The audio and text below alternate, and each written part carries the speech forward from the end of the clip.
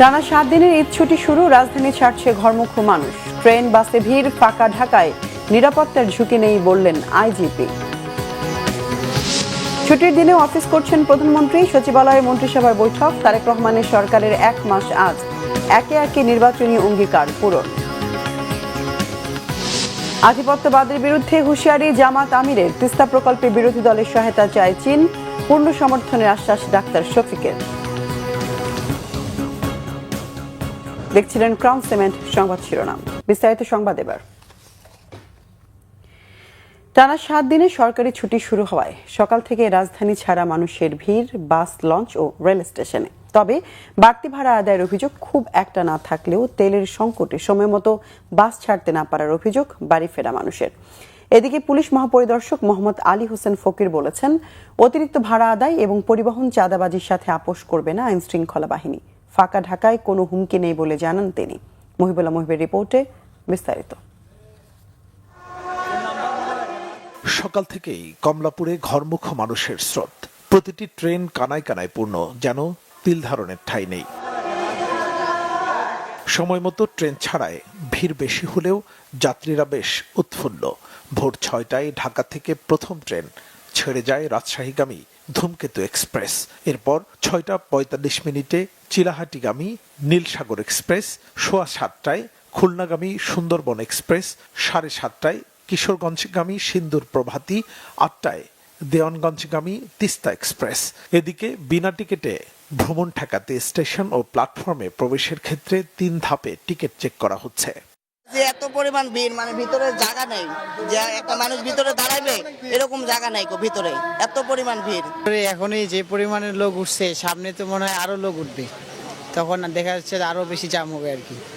এখন কমলাপুরে যেতে এত লোক হয়, সামনে তো আরো অনেকগুলো স্টেশন আছে, সেখানে আরো লোক হতে পারে। অনেক ধাক্কাধাক্কি করে ঢোকা হয়েছে, আর 9 দিনের ছুটি পাইছি। ইনশাল্লাহ দোয়া রেখেন, ভালোভাবে জানি ঈদ করে আসতে পারি। কষ্ট হয়েছে, অনেক ভিড় ভিতরে আপনি দেখতে পাচ্ছেন যে সামনের যে স্টেশনগুলো আছে, জানি না এই মানুষগুলো উঠতে পারবে কিনা। ঠিক আছে, মানে অবস্থা বাড়তেছে, ভিড়ের সংখ্যা বাড়তেছে। অন্যদিকে গাবতলী বাস টার্মিনালে নেই ঈদে ঘরমুখো মানুষের চিরচেনা ভিড়, তবে আছে বাসের সংকট। সংশ্লিষ্টরা বলছেন, জ্বালানি সংকটের কারণেই পাম্পে অপেক্ষা করতে হচ্ছে ঘন্টার পর ঘন্টা। মাগুরাতে যাব, টিকিটের খুবই সংকট, মানে টিকিট নাই, টিকিট পাইতেছি না। এখন তো ভেঙে ভেঙে যাওয়া ছাড়া তার উপায় নেই। বাড়িতে তো যাচ্ছে অনেকদিন পরে, আনন্দ তো হচ্ছে, অনেক আনন্দ। বাড়িতে লোক আছে, শাশুড়ি আছে, তারপর আছে দাদি শাশুড়ি আছে, আমার আম্মু আছে, বোন আছে, অনেক আনন্দ হচ্ছে। যাত্রীরও সংকট না, গাড়িরও সংকট না, মেন সংকট হচ্ছে তেলের।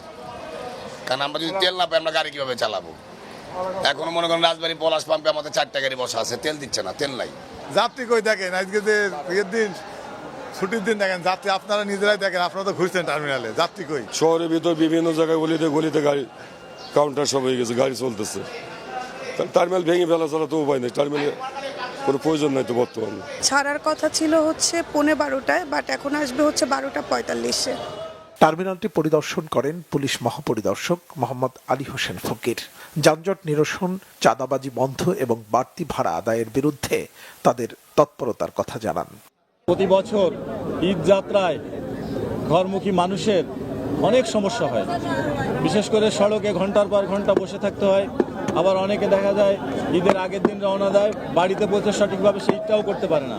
এই জন্য আমরা এবছর অত্যন্ত গুরুত্ব দিয়ে আমাদের ঈদ যাত্রায় যাতে যাত্রীদের কোনো ধরনের হয়রানি, টিকিটের মূল্য বেশি নেওয়া, রোডে কোনো ব্লকেট না হয়, যানজট না হয়, সেজন্য আমরা গুরুত্ব সহকারে কাজ করছি।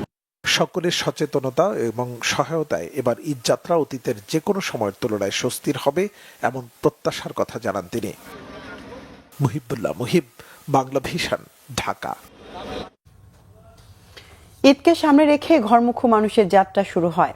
গাজীপুর মহাসড়কে বাড়ছে যানবাহনের চাপ। ঢাকা টাঙ্গাইল যমুনা সেতু মহাসড়কেও যানবাহনের চাপ বেড়েছে। মঙ্গলবার থেকে সরকারি ছুটি শুরু হয়। সকাল থেকেই ঢাকা ময়মনসিংহ ও ঢাকা টাঙ্গাইল মহাসড়ক দিয়ে বাড়ি ফিরতে শুরু করেছেন বিভিন্ন শ্রেণী পেশার মানুষ। এতে মহাসড়কের কয়েকটি পয়েন্টে যানবাহনের চাপ বেড়েছে এবং কোথাও কোথাও ধীর গতিতে চলছে গাড়ি। সকালে মহাসড়কের টঙ্গী, কলেজ গেট, গাজীপুর ও চান্দিনা চৌরাস্তায় গাড়ির ধীর গতি লক্ষ্য করা গেছে। অন্যদিকে গাজীপুরের চন্দ্রা বাস টার্মিনাল এলাকায় যাত্রীদের উপচে পড়া ভিড়। উত্তরাঞ্চলে ২৬ জেলার প্রবেশপথ চন্দ্রা বাস টার্মিনাল থেকে একের পর এক দূরপাল্লা যানবাহন যাত্রী নিয়ে ছেড়ে যাচ্ছে। গাজীপুর মহানগর পুলিশের ট্রাফিক পরিদর্শক তারিকুল ইসলাম জানান, ঈদ যাত্রা নির্বিঘ্ন করতে পুলিশের বাড়তি প্রস্তুতি রয়েছে। এদিকে সকাল থেকেই ঢাকা টাঙ্গাইল যমুনা সেতু মহাসড়কে যানবাহনের প্রচণ্ড চাপ থাকায় এলিঙ্গা সহ কিছু এলাকায় গাড়ি ধীর গতিতে চলছে। যাত্রীদের অভিযোগ, বাস ভাড়া দ্বিগুণ বেশি নেওয়া হচ্ছে। প্রধানমন্ত্রী তারেক রহমানের সভাপতিত্বে সচিবালয়ে মন্ত্রিসভার বৈঠক চলছে। সচিবালয় মন্ত্রিসভা বিভাগে ২টায় শুরু হয়। বৈঠকে অর্থ ও পরিকল্পনা মন্ত্রী আমির খসরু মাহমুদ চৌধুরী, তথ্যমন্ত্রী জহিরুদ্দিন স্বপন, কৃষিমন্ত্রী আমিনুর রশিদ সহ মন্ত্রী পরিষদের সদস্যরা ছাড়াও সংশ্লিষ্ট কর্মকর্তারা উপস্থিত রয়েছেন। এর আগে বুয়েটের একটি বিশেষজ্ঞ দল ও ঢাকার ২ সিটি কর্পোরেশনের প্রশাসকের সাথে বৈঠক করেন প্রধানমন্ত্রী তারেক রহমান। তারেক রহমানের নেতৃত্বাধীন সরকারের ১ মাস পূর্তি আজ। ত্রয়োদশ জাতীয় সংসদ নির্বাচনে বিজয়ের পর সরকার গঠন করে দেশের সর্ববৃহৎ রাজনৈতিক দল বিএনপি। প্রধানমন্ত্রী হিসেবে ১৭ ফেব্রুয়ারি দায়িত্ব গ্রহণ করেন বিএনপি চেয়ারম্যান তারেক রহমান। দায়িত্ব গ্রহণের ১ মাসের মধ্যেই নির্বাচনী প্রতিশ্রুতির এমন কিছু সিদ্ধান্ত বাস্তবায়ন করেছেন যা মানুষকে আশাবাদী করে তুলেছে। আরো জানাচ্ছেন শুভ মাহফুজ। ১২ ফেব্রুয়ারি ত্রয়োদশ জাতীয় সংসদ নির্বাচনের মাধ্যমে দেশে আবারও গণতন্ত্রের যাত্রা শুরু হয়। নির্বাচনে ভূমিধস বিজয়ের মাধ্যমে প্রায় ২ দশক পর সরকার গঠন করে বাংলাদেশ জাতীয়তাবাদী দল বিএনপি। প্রথমবারের মতো সংসদ সদস্য নির্বাচিত হয়ে দেশের প্রধানমন্ত্রী হিসেবে ১৭ ফেব্রুয়ারি শপথ গ্রহণ করেন বিএনপি চেয়ারম্যান তারেক রহমান। বিশ্বস্ততার সহিত পালন করিব, বিশ্বস্তার সহিত পালন করিব। একই দিন শপথ গ্রহণ করেন মন্ত্রিসভার অন্য সদস্যরাও। বঙ্গভবনে শপথ গ্রহণের রেওয়াজ থাকলেও এই প্রথমবারের মতো সরকারের শপথ হয় জাতীয় সংসদের দক্ষিণ প্লাজায়। দায়িত্ব গ্রহণের পরে নিয়মিত সচিবালয়ে অফিস শুরু করেন প্রধানমন্ত্রী তারেক রহমান। প্রধানমন্ত্রী হিসেবে আরেকটি অনন্য নজির স্থাপন করেন তারেক রহমান। ভিভিআইপি প্রোটোকল না নিয়ে চলাফেরা শুরু করেন তিনি। সাধারণ মানুষের মতোই রাস্তায় চলতে দেখা যায় সরকার প্রধানের গাড়ি।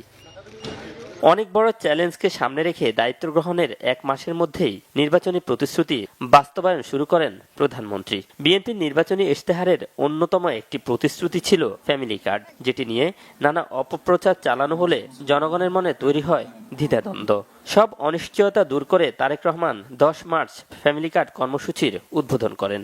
বাংলাদেশের জনসংখ্যার অর্ধেক জনসংখ্যা হচ্ছে নারী। শিক্ষা এবং অর্থনৈতিকভাবে তাদেরকে যদি ক্ষমতায়ন আমরা না করতে পারি, তাহলে অবশ্যই দেশকে কোনোভাবেই সামনে এগিয়ে নিয়ে যাওয়া সম্ভব না। ১৪ মার্চ ইমাম, মুয়াজ্জিন এবং বিভিন্ন ধর্মের ধর্মীয় নেতাদের সরকারি সম্মানী প্রদান কার্যক্রমের উদ্বোধন করেন প্রধানমন্ত্রী। এতে দেশের হাজার হাজার মসজিদের ইমাম, মুয়াজ্জিন এবং মন্দির, বিহার ও গির্জার সেবকরা প্রথমবারের মতো সরাসরি রাষ্ট্রীয় ভাতার আওতায় এলেন। আগেই আমরা আমাদের সকল প্রতিশ্রুতি ধারাবাহিকভাবে বাস্তবায়নের কাজ শুরু করেছিলাম। দারিদ্র্য বিমোচনের জন্য দেশে জাকাত ব্যবস্থাকে কিভাবে আরও কার্যকর ও সুশৃঙ্খল করা যায় সেই সম্ভাবনা খুঁজে বের করতে দেশের শীর্ষ আলেমদের সঙ্গে বৈঠক করেছেন প্রধানমন্ত্রী। ১০ থেকে ১৫ বছরের মধ্যে শুধুমাত্র জাকাত ব্যবস্থাপনার মাধ্যমেই দেশের বহুলাংশে দারিদ্র্য বিমোচনে সম্ভব। সোমবার দিনাজপুরের কাহারোল উপজেলা থেকে দেশের ৫৩টি খালের খনন কর্মসূচির উদ্বোধন করেন প্রধানমন্ত্রী। নির্বাচনী ইশতেহারের অংশ হিসেবে আগামী ৫ বছরে দেশজুড়ে ২০,০০০ কিলোমিটার নদীনালা, খাল ও জলাধার খনন ও পুনঃখনন কর্মসূচি নিয়েছে সরকার। আর কি কি কৃষি নির্ভর মিল ইন্ডাস্ট্রি করা যায়। বিএনপির নির্বাচনী ইশতেহারের আরেকটি প্রতিশ্রুতি ছিল কৃষক কার্ড। প্রধানমন্ত্রীর নির্দেশে আগামী ১৪ এপ্রিল, পয়লা বৈশাখ দেশের ৮টি জেলার ৯টি উপজেলায় পরীক্ষামূলকভাবে কৃষক কার্ড বিতরণ শুরু করার পরিকল্পনা রয়েছে। যারা ছোট কৃষক, ক্ষুদ্র প্রান্তিক কৃষক, মধ্যম কৃষক, তাদের কাছে আমরা এই কার্ডগুলো দিব। শুধু সরকার প্রধান হিসেবে দায়িত্ব পালনের ক্ষেত্রেই নয়, সংসদীয় কার্যক্রমেও নিয়মিত অংশ নিচ্ছেন প্রধানমন্ত্রী তারেক রহমান। সংসদকে জবাবদিহিতার ক্ষেত্র হিসেবে প্রতিষ্ঠিত করতে প্রধানমন্ত্রী ও মন্ত্রীদের সংসদে উপস্থিতি ও কার্যক্রমে নিয়মিত অংশগ্রহণ গুরুত্বপূর্ণ ভূমিকা রাখবে বলে মনে করেন সবাই। যেসব পরিবার তাদের সন্তান স্বজন হারিয়েছেন, যেসব আহত মানুষ শুভ মাহফুজ, বাংলা ভিশন, ঢাকা। তিস্তা প্রকল্প বাস্তবায়নে চীনকে পূর্ণ সমর্থন ও প্রয়োজনীয় সহায়তা দেবে জামাত ইসলামী, জানিয়েছেন সংগঠনটির আমির ডাক্তার শফিকুর রহমান। চীনের অর্থায়নে ঢাকা বিশ্ববিদ্যালয়ের আবাসিক হল ও 1000 শয্যার হাসপাতাল নির্মাণ কাজ দ্রুতই শেষ হবে এমন প্রত্যাশা তার। সকালে রাজধানীর মিরপুর 15 আসনের বাসিন্দাদের মাঝে চীনের সহযোগিতায় ফুড প্যাক বিতরণ অনুষ্ঠানে এই কথা বলেন জামাতের আমির। তিনি বলেন, কিছু দেশ বাংলাদেশের জন্য কোনো অবদান না রাখলেও দেশের সার্বভৌমত্ব হুমকিতে ফেলেছিল, অথচ চীন দেশের অর্থনীতি ও অবকাঠামোগত উন্নয়নে গুরুত্বপূর্ণ ভূমিকা পালন করেছে অনেকটা নিঃশব্দে। দেশটির রাষ্ট্রদূতের প্রতি আহ্বান জানান আরও উদ্যোগী হয়ে সহায়তা অব্যাহত রাখার। জামাতের আমির জানান, নতুন করে কোনো দেশের আধিপত্যের বোঝা সহ্য করবে না তার দল। প্রত্যাশা করেন শান্তি শৃঙ্খলা নিরাপত্তা উন্নয়নে একসাথে কাজ করবে দুই দেশ। অনুষ্ঠানে চীনের রাষ্ট্রদূত ইয়াওয়েন জানান, দুদেশের বন্ধুত্ব দুটি দেশের মানুষের হৃদয়ে মিশে গেছে। তিস্তা চুক্তি এগিয়ে নিতে জামাতের সহায়তা চান চীনের রাষ্ট্রদূত। তিস্তা প্রকল্পের কথা মান্যবর রাষ্ট্রদূত এখানে উল্লেখ করেছেন। এটি বাংলাদেশের কান্না, উত্তরাঞ্চলের কান্না। আমরা এই কান্নার অবসান চাই,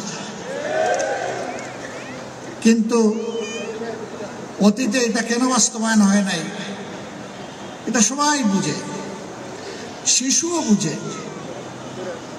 আমরা ওই লিগেসি আর বহন করতে চাই না। আমরা এই প্রকল্পকে শুধু সাপোর্ট করব না, এই প্রকল্প বাস্তবায়নে যদি আমাদের কিছু করার থাকে সেটাও করব। যারা ভোট দেয়নি বর্তমান সরকার তাদেরও সরকার বলে মন্তব্য করেছেন মুক্তিযুদ্ধ বিষয়ক প্রতিমন্ত্রী ইশরাক হোসেন। বলেন, যে দলই করুক, যারা উপযুক্ত তাদেরকে সহায়তা দেওয়া হবে। ইশরাক হোসেন বলেন, প্রান্তিক পর্যায়ে যারা রয়েছে সরকার তাদের ভুলে যায়নি, সহায়তার ব্যাপ্তি আরও বাড়বে বলেও জানান তিনি। জানাচ্ছেন নিয়াজ মাকতুম। দুপুরে রাজধানীর সূত্রপুর কমিউনিটি সেন্টারে প্রধানমন্ত্রী তারেক রহমানের পক্ষ থেকে গরিব ও দুস্থদের মাঝে ঈদ উপহার প্রদান অনুষ্ঠানে প্রধান অতিথি হিসেবে যোগ দেন ঢাকা 6 আসনের সংসদ সদস্য ও মুক্তিযুদ্ধ বিষয়ক প্রতিমন্ত্রী ইশরাক হোসেন। এ সময় উপস্থিত সুবিধাভোগীদের উদ্দেশ্যে সংক্ষিপ্ত বক্তব্য রাখেন মন্ত্রী। পরে ঢাকা 6 আসনে এই অংশে প্রায় 500 মানুষের হাতে আর্থিক সহায়তা তুলে দেন তিনি। আমাদের সরকার গঠন করেছে 1 মাস হলো মাত্র, এর মধ্যে রমজান মাস রয়েছে, এর মধ্যে নানা ধরনের কার্যক্রমের মধ্যেও আমরা যারা প্রান্তিক পর্যায়ে যে সকল জনগোষ্ঠী রয়েছেন তাদের কথা আমরা ভুলে যাই নাই। আমরা এই ধরনের যে চ্যারিটেবল কাজ সবসময় বাংলাদেশ জাতীয়তাবাদী দল বিএনপি করে আসছে। এখন আমরা যেহেতু সরকার গঠন করেছি, আমরা এটার ব্যাপ্তিটা আরও বৃদ্ধি করতে পেরেছি। সরকারের এসব ইতিবাচক উদ্যোগ নিয়ে যারা সমালোচনা করেন তাদেরও জবাব দেন মুক্তিযুদ্ধ বিষয়ক প্রতিমন্ত্রী। দলীয় হোক বা যাই হোক, সে যদি কোয়ালিফাই করে এটার জন্য, ফ্যামিলি কার্ডের জন্য, তাহলে সে পাবে। তো একই রূপে আমরা একটা রাজনৈতিক সরকার, আমরা একটা রাজনৈতিক দল, বাংলাদেশ জাতীয়তাবাদী দল।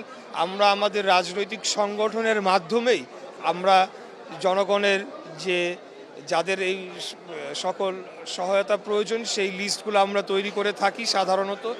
ঈদুল ফিতরের আগে আর্থিক সহায়তা পেয়ে আনন্দিত সুবিধাভোগীরা। তাদের দাবি ধারাবাহিকতা যেন অব্যাহত থাকে। প্রধানমন্ত্রীর উপলক্ষে আমাদের সংসদ সদস্য এবং প্রতিমন্ত্রী জনাব ইশরাক হোসেনের হাতে এই ঈদ উপহার পেয়েছি, বহুত খুশি হয়েছি। ভালোই লাগছে, কিন্তু আমরা যেটা সবসময় আশা করি যে বিএনপি সরকার আসলে এই গ্রুপ পরিবারগুলোকে দায়িত্ব নেবে। আমরা এখন আশা করি যে তারা যেন আমাদের পুরোপুরি দায়িত্বটাই নেয়। আমরা এতটুকুই চাই, আমার ভাইয়ের বিচারটা চাই, আর তাদের সন্ধান চাই, তাদের সাথে কি করা হয়েছিল এটা জানতে চাই। আর উনি তো বলেছেন আমাদের ঘর বাড়ি করে দিবেন, অর্থ সহায়তা দিবেন। দেখা যাক, আল্লাহ ভরসা। সারা দেশে গরিব, দুস্থ, অসহায়, গুম পরিবার এবং সংখ্যালঘু সম্প্রদায়ের মাঝে ঈদ উপহার পাঠিয়েছেন প্রধানমন্ত্রী তারেক রহমান। নিয়াজ মাকদুম, বাংলা ভিশন, ঢাকা। ঈদুল ফিতর উপলক্ষে 4950 জন পরিচ্ছন্নতা কর্মীকে 5000 টাকা করে অনুদান দিয়েছে ঢাকা দক্ষিণ সিটি কর্পোরেশন। মঙ্গলবার নগর ভবনে পরিচ্ছন্নতা কর্মীদের হাতে চেক তুলে দেন ঢাকা দক্ষিণ সিটি কর্পোরেশনের প্রশাসক বীর মুক্তিযোদ্ধা আব্দুস সালাম। জানান, ডিএসসিসির দায়িত্ব নেওয়ার পর এবছর বেতন বোনাস দেওয়ার মতো অবস্থা ছিল না। প্রধানমন্ত্রী তারেক রহমানের ফান্ড থেকে ব্যবস্থা করা হয়েছে। আব্দুস সালাম বলেন, যারা নিয়োগ পেয়ে কাজ করে না কিন্তু সিটি কর্পোরেশন থেকে বেতন নেয়, আগে নিয়োগ পাওয়া সে ধরনের স্যুট টাই পরা পরিচ্ছন্নতা কর্মীদের বিদায় করা হবে। আগামী নির্বাচনে মেয়র নির্বাচিত হলে পুরনো ঢাকার চেহারা পাল্টে দেওয়ার প্রতিশ্রুতি দেন আব্দুস সালাম। যারা আপনার পরিচ্ছন্ন কর্মী, যারা কাজ করেন, যারা মাঠে থাকেন, তারাই শুধুমাত্র এই কাজগুলো করবেন। আর আমি যেটা পরিষ্কার বলতে চাই, পরিচ্ছন্নতার ব্যাপারে, বিদ্যুতের ব্যাপারে কোনো আপোষ নাই। আমাদের সিআই যারা আছেন প্রত্যেকটা ওয়ার্ডে বলেছি, যদি ট্রাক বেশি লাগে নেয়ার জন্য, ময়লা আবর্জনা নেয়ার জন্য বেশি দেওয়া হবে, কিন্তু কোথাও কোনো আবর্জনা পড়ে থাকতে পারবে না। আপনাকে এটা পারবেন আমাদেরকে দিতে? আমরা একটা পরিচ্ছন্ন ঢাকা চাই, পারবেন? আমার নেতা মাননীয় প্রধানমন্ত্রী ক্লিন সিটি চায়।